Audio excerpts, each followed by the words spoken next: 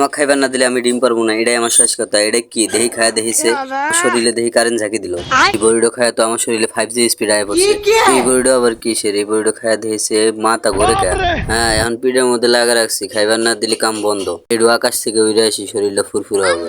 এদিকে আব্দুল আর আব্দুল খুব চিন্তায় থাকে, তাদের শহরে বৃষ্টি হয় না। তাদের শহরে বৃষ্টি না হলে পশু পাখিকে কি খেতে দেবে? চিন্তা করতে করতে আব্দুল যখন একটা বড়ি দেখা পায়, তখন একটা মুরগি এসে বড়িটা খেয়ে ঘুরতে থাকে। মুরগিটা বড়ি খাওয়ার পর মুরগির শরীর থেকে সব পশু মরে যায়। আব্দুল মন খারাপ করে যায়, মুরগি দেখে একটা পিলডো খাওয়ার পর মুরগিডো শরীরে কারেন্ট আসে, শরীরে কারেন্ট বেশি হওয়ার কারণে গাছের সাথে জাগাজাগি শুরু করে।